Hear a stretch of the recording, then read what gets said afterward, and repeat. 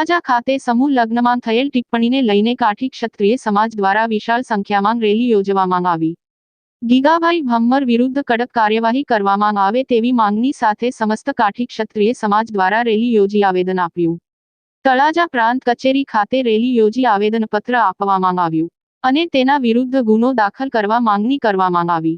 ચારણ ગઢવી સમાજ બાદ દલિત સમાજ અને હવે ક્ષત્રિય કાઠી સમાજ દ્વારા પણ વિરોધ નોંધાવવામાં આવ્યો। રિપોર્ટ કમલેશ ઢાપા।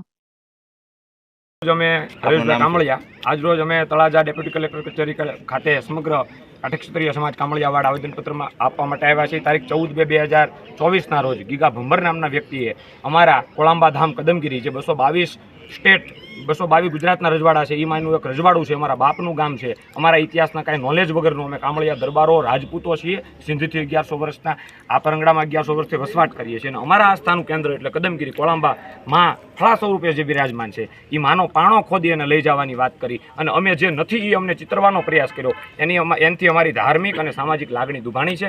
સાહેબને આવેદનપત્ર આપી અને મેં એટલું જ કીધું છે કે તાત્કાલિક આના વિરુદ્ધ ફોજદારી ગુનો દાખલ કરવામાં આવે, અન્યથા આવનાર સમયમાં અમે ડેપ્યુટી કલેક્ટર કચેરી ખાતે જ આમરણ ઉપવાસ ડાઠા પોલીસ સ્ટેશનના અંડરનું આ ગામ છે એટલે પોલીસ ડાઠા PSI સાહેબની સેવામાં લેખિત ફરિયાદ આપવા માટે જવાના છીએ અને એ ફરિયાદ અમે આપવાના છીએ।